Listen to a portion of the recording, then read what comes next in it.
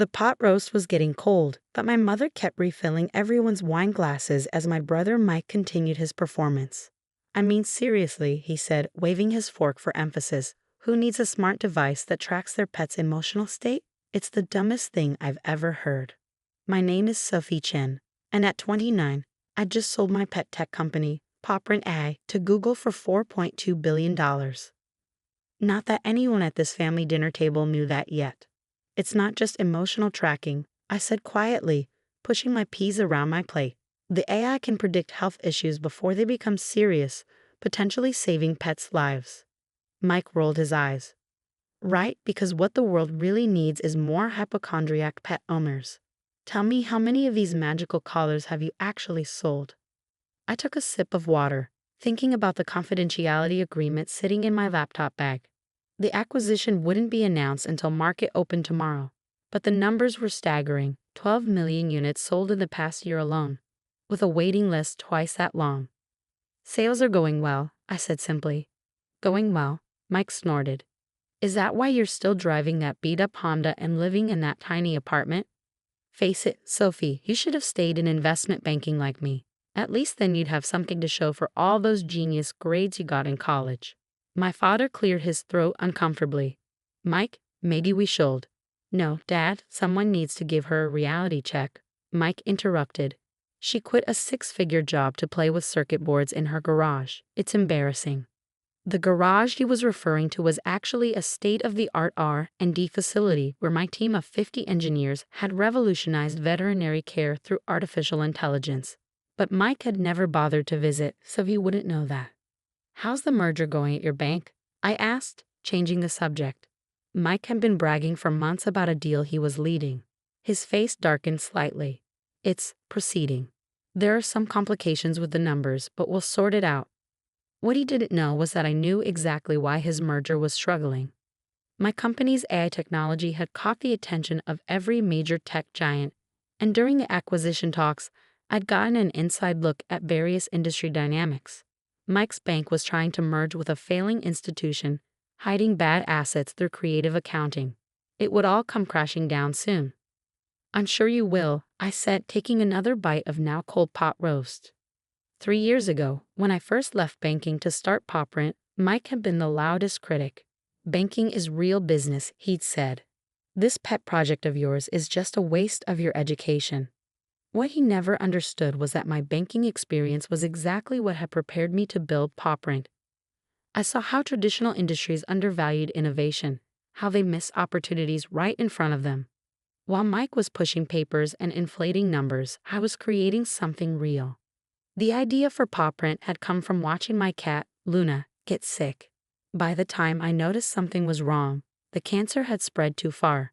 If only I'd known earlier, if only there had been some way to detect the changes in her behavior and health before it was too late. That's when it hit me. Pets can't tell us when something's wrong, but their bodies and behaviors give off signals long before visible symptoms appear. If we could capture and analyze that data through AI, we could revolutionize pet healthcare. My mother's voice pulled me back to the present. Sophie, honey, maybe Mike has a point. You're not getting any younger, and that apartment of yours. I thought about the beachfront house I just bought in Malibu, the one I'd move into after tomorrow's announcement. The real estate agent had been shocked when I paid cash. But that's what you can do when you've been quietly building a billion-dollar company. I like my apartment, Mom, I said. It's close to work. Mike laughed. Work?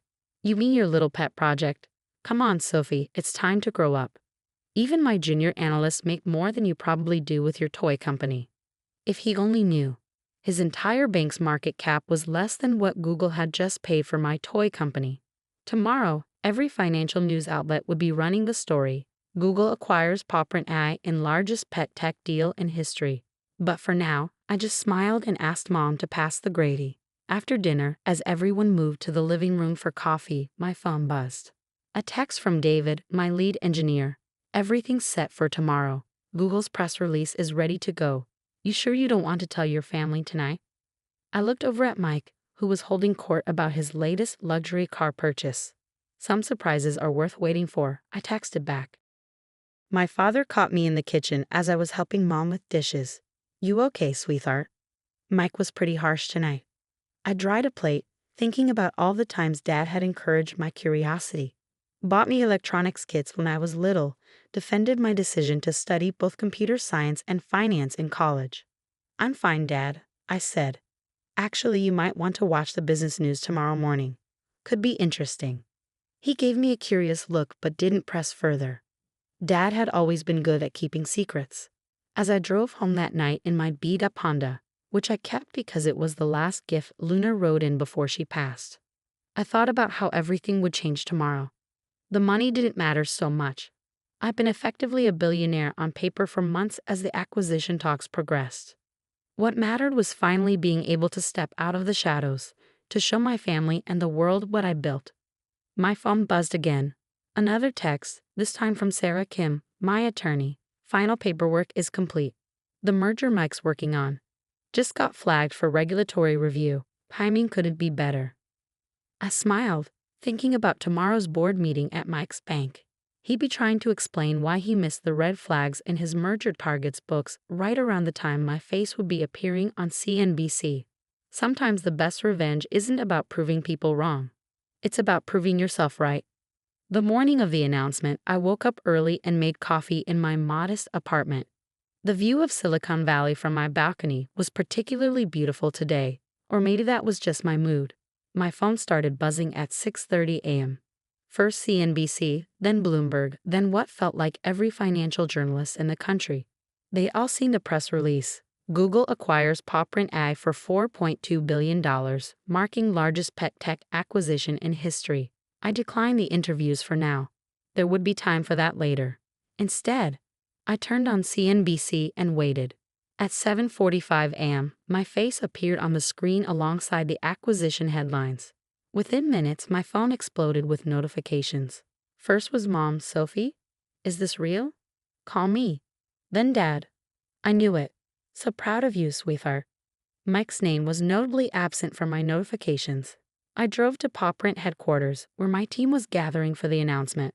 As I walked through the office, people were hugging, crying, celebrating. Many of them had taken equity instead of higher salaries when they joined. They were all millionaires now. "Ms. Chen," my assistant Rachel called out, "your brother's bank is trying to reach you. Apparently, they're interested in investment opportunities." I smiled. "Tell them to contact Google's corporate development team. We're a subsidiary now." The irony wasn't lost on me. 3 years ago, when I was trying to raise my first round of funding, I'd approached Mike's bank. He'd laughed me out of the building, telling me to come back when you have a real business plan. Now his bank was desperate for a piece of the action, but it was too late. The same day my acquisition was announced, news broke about the troubled merger Mike had been working on. The target company's books were worse than anyone had realized. His bank stock was in freefall. Around noon, my mother showed up at the office, tears in her eyes.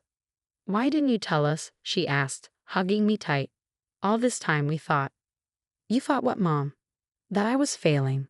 That Mike was right about me wasting my potential." She had the grace to look embarrassed.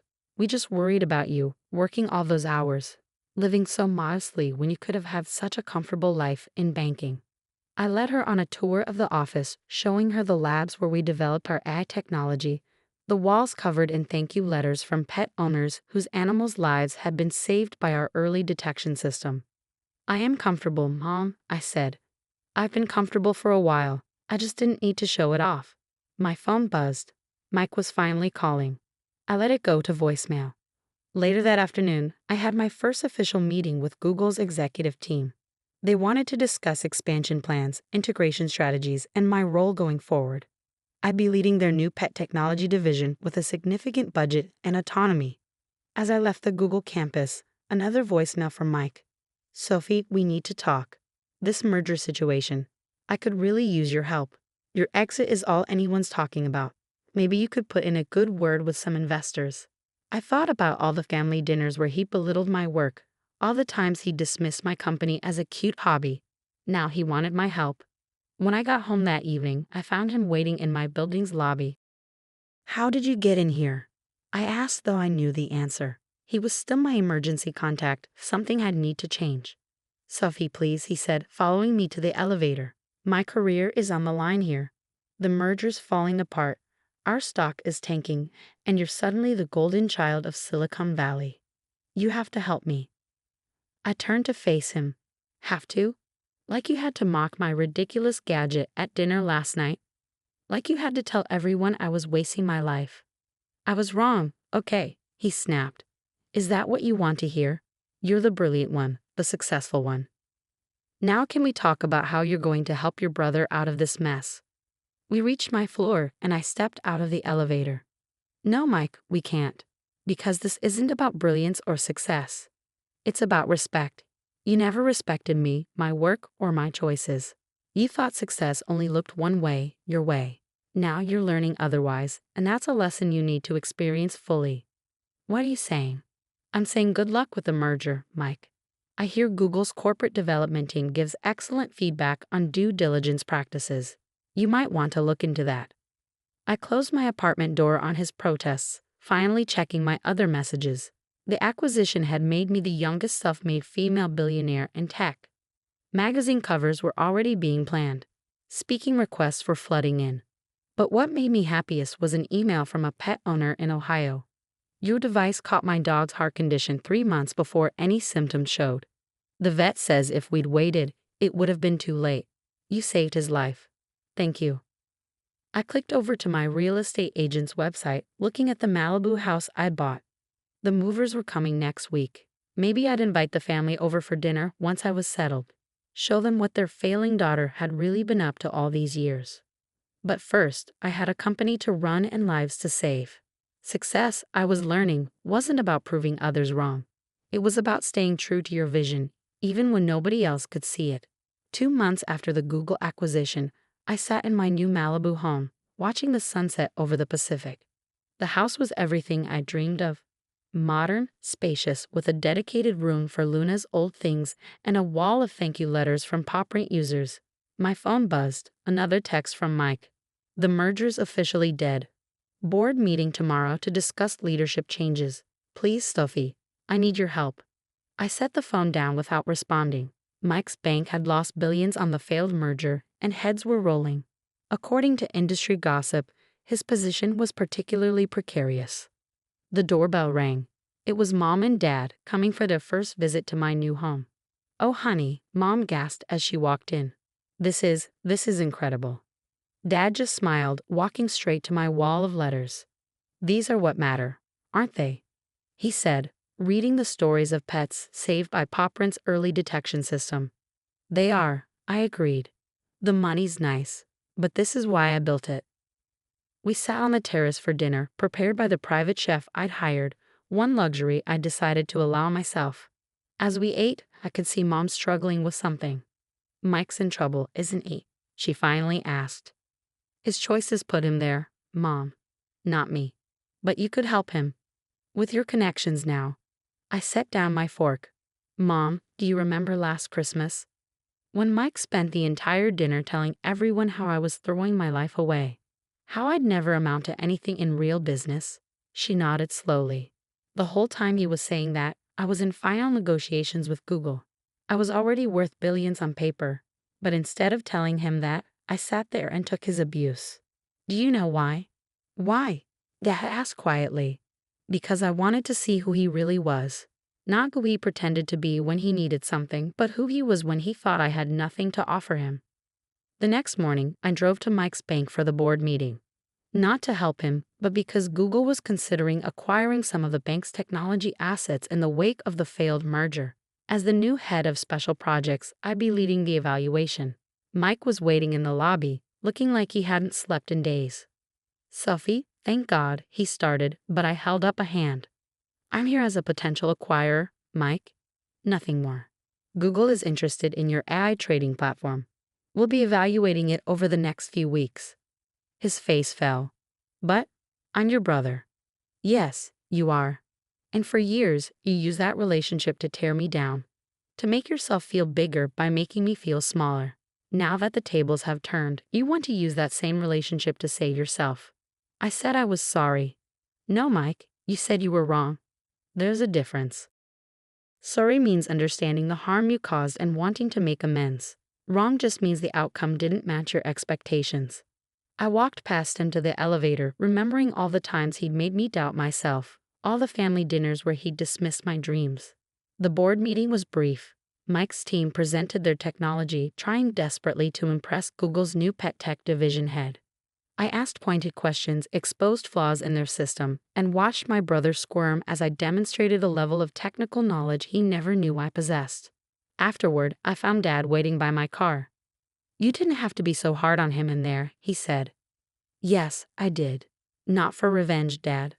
For his own good. Mike needs to learn that success isn't about putting others down or taking shortcuts. It's about building something real, something that helps people, or in my case, helps pets." Dad nodded slowly. You remind me of your grandmother. She built her business from nothing, faced all kinds of discrimination, but never lost sight of why she was doing it." I smiled, thinking of Grandma Chen and her fierce determination. She'd been the first to invest in PopRent, writing me a check and saying, "Make something that matters." That evening, I sat in my home office, reviewing acquisition proposals for Google. Mike's bank's technology wasn't worth buying. Too many corners cut, too much emphasis on flash over substance. Just like Mike himself. My phone buzzed one last time. Mike again. "I get it now. I really do. I'm sorry, Sophie. Not because I was wrong, but because I hurt you. Can we talk? Really talk?" I stared at the message for a long time, thinking about family and forgiveness and what really matters in the end. "Coffee tomorrow," I texted back. "My office at Google. Let's start over." Because sometimes success isn't just about proving yourself right or others wrong. Sometimes it's about showing others a better way forward, even if they have to fall first to see it. As I looked out at the ocean, I thought about Luna, whose illness had inspired all of this. On my desk sat her old collar, now retrofitted with the latest version of PopRent's technology. It wouldn't bring her back, but it was saving thousands of other pets every day. That's what real success looks like. Not the house or the billions or the headlines, but the lives changed for the better. Even if some of those lives belong to people who once doubted you.